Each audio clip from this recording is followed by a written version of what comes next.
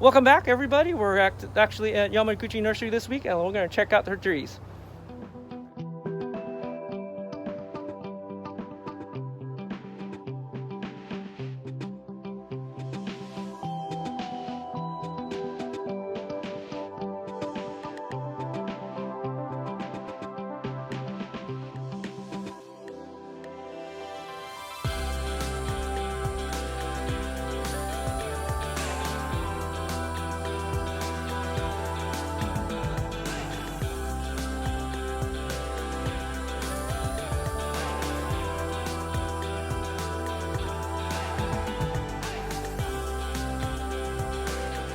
Hello, welcome to Yamaguchi Bonsai Nursery. Yeah, so we're here. So I know some people are really interested in the nursery. So let's talk about the nursery really quick. You guys are open, correct? We are open for curbside right now. So order online, or you can come up to the fence and buy. Oh, that'd be kind of fun, actually. I have a lot of viewers, and they're always wondering, some stories behind some of the trees. So, do you have one or two trees that you want to talk about, or your favorite tree, or your dad's favorite tree? Okay, I can tell you a little bit about some of these. My dad was pretty much known for black pines. So this one I consider a twin to a tree that's now at the National Arboretum.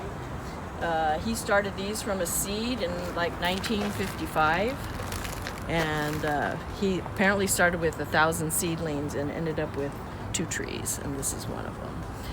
So that's the story. He was known for this chokan style pine, so the upright.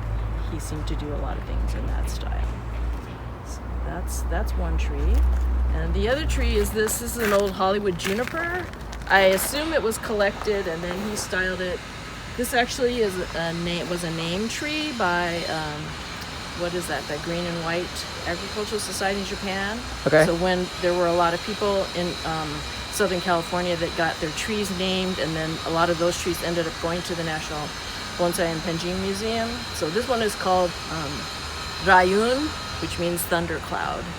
And but this was not the tree that ended up going to the National Arboretum. But this was one of his favorites. It was sort of our logo sort of a tree. And kind of unusual because not too many people do anything with Hollywood juniper because they tend to get too big. So this is the second Hollywood juniper I've seen, but one of the best deadwood and movement I've seen. Thank you. I mean, look at the deadwood. It looks almost natural. So that's old. He probably started working on this back in the 60s. So. You want to talk about your nursery? So this nursery at this location started in 1964, but actually my dad had opened a nursery down on Sawtelle and Olympic in 1949 after the war, because prior to that he was doing landscaping, and then he decided he wanted to have his own nursery. I believe that at the old nursery is where he met John Naka. John Naka came in looking for material to work on, and so he got to know him. My dad had always grown up in agriculture and was always interested in bonsai because he was from Kagoshima, Japan, where there was a lot of bonsai trees as well. And so he encouraged John to start teaching. And so John started teaching, actually, I believe, back in that old garage with my dad. But John spoke English, so he was able to talk to a lot of non-Japanese folks and teach them about bonsai. So I always say that's one of our stories. And then, so were you into bonsai at all, or you just fell really into it? No, I was not into it at all. I was just around it. I'd go to the demos for the California Bonsai Society. I used to help them when they used to have shows over at Exposition Park. My dad used to take trees all the way out to the LA County Fair to show people what bonsai was, because most Americans didn't know anything about bonsai back in the early 70s, I believe. So I just went, I just observed. I wasn't really involved in it at all, but I decided I need to learn a little bit once I decided I was going to run the nursery, and after my dad had passed away. So I started going to classes at Marina Bonsai Club, because that's where his friends were. I long time knew Shigmiya and Frank Goya and Ben Oki, so and Mas Moriguchi. So they were all family friends, and we knew them a long time. Oh, that's pretty cool.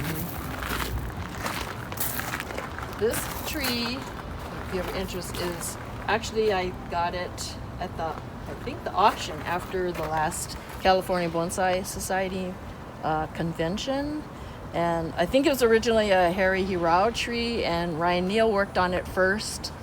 And it's always been sort of an oddball. Everybody can never figure out what to do with it. And then after that, Tak Shimazu and some other folks worked on it at the California as a demo at the California bonsai, I guess at the show when they do demos at the Huntington. And then after that, other people have worked on it. It's still like in progress. So where's the front on this tree? I think it's here. You think it's here? Yeah. Okay. So, but it's always been this debate. It was like, Where's the front? Yeah, where's the front? Because it was kind of a wild thing and nobody could figure out how to tame it. So everybody's changed it over time. I unfortunately didn't take pictures of it after everybody worked on it. So how long have you had this tree? That tree I got, when was the last CBS convention? It was probably in 2012? I don't know. Oh, that's my first convention for CBS. The one that was down in Orange County? Yeah, it was the last one, I think. Yeah, that was the last one. So that's when I got that. I think the front's on this side. Yeah, maybe. It's why we have it spinning around. Yeah, that's right, true. There's the front of it.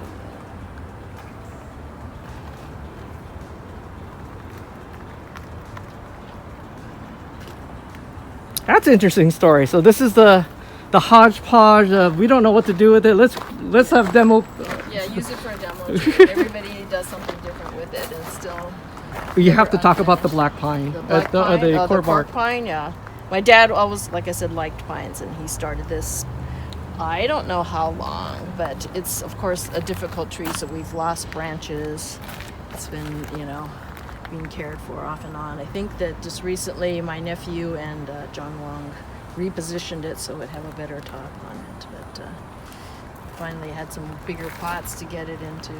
So is your nephew into bonsai? Yes, Kyle's into bonsai. Oh, so you might have a legacy person who will take over. Right. That's good to hear. Since my dad liked that chokansai, he did a lot of feminas. Although this tree was originally, this forest actually has been modified, but it originally belonged to Frank Goya. So it has a little more dainty in style than John's big old big trees, but he did a lot of. Feminas is a lot of work. So So are you the one that manicures all these, or do you have someone that does I have help somebody you? that helps. Okay. I can't take care of it. Feminas are a lot of work. I have one, and it's just. Yeah, it's nonstop. And I never liked them. That's probably why I didn't like bonsai, because that was mostly what my dad used, and they're so pokey. I didn't really like them. I tend to now like more deciduous trees, although they're kind of difficult for Southern California. I could show you. This one is actually another old one. This one. My mom just showed this one at the Golden State Bonsai Federation this past. And what is that?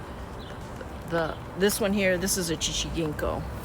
And you know how old that one is? Probably from cutting, probably is my guess. I don't really know the story of this. It probably was, but it's a pretty fat one. So I showed that recently. There, I was getting some new sprouts that need to be cleaned out. That's an old one. Ginkgos are. Ginkgos don't like. We don't see too many ginkgos. Old ginkgos. Old ginkgos, yeah. So this is a nice old one. Yeah, usually you see more clumpy, and this one, that what they call that Chichiginko. I don't see too many ginkgos either. This is an old hornbeam, but something's happened to that. This is another thing my dad used to like were the Liquid ambers. liquid ambers.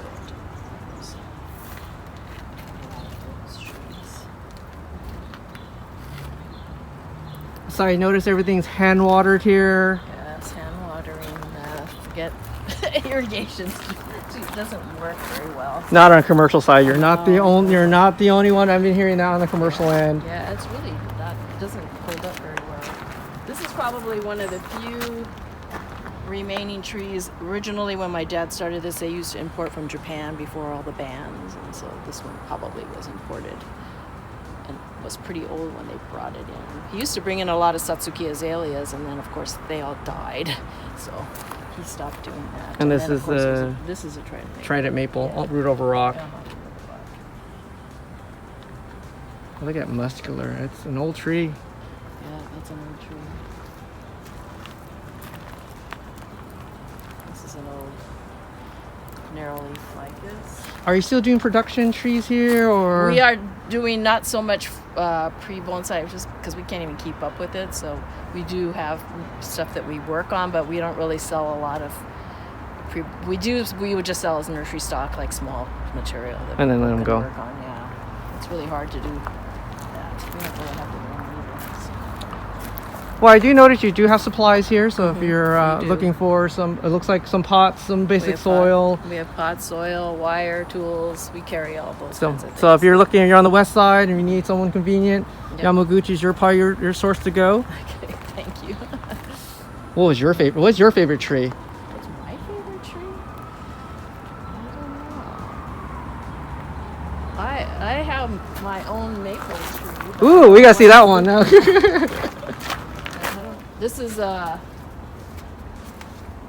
is it called now? Oh, Murasaki Kiyohime, Japanese maple. So this actually was one of the earlier trees I started working on, but also had taken it to a convention, to that same convention when Mr. Takayama was here, I think. And Leela said, oh, just bring anything. And I had just started bonsai, so I didn't know anything. So she said, just bring anything. He'll work on it as part of one of those workshops. So embarrassingly, I took it, and he ended up starting work on it. This was in a 15-gallon nursery can.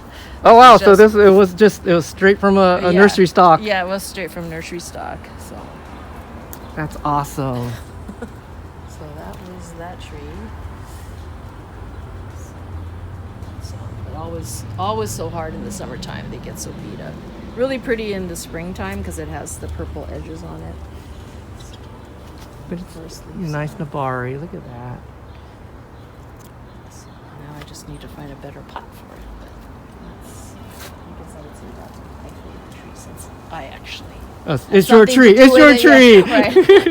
So messy. No, Oh my that's gosh. the whole That's point. probably what. Yeah. It's historic. You know, It's that's an old historic. It still looks old and historic. so. This is original his work area in the back here. Right. What a mess. So now Miguel, who works for us, works here, and then Kyle works here also. There's some history in there. It's almost like was it Jobs and his the garage. It's the same Yeah, idea. That's true. Right. So here's that old garage that they used. They started out doing bonsai classes in. I can tell you that. Oh, look at that. Beat up, but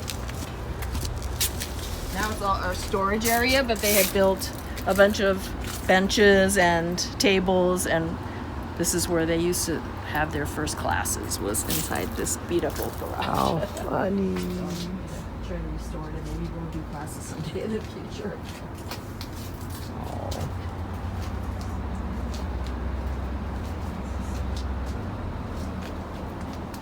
This is the kind of stuff you get when somebody says they're selling somebody a bonsai, and a customer says, "Oh, I have this old tree.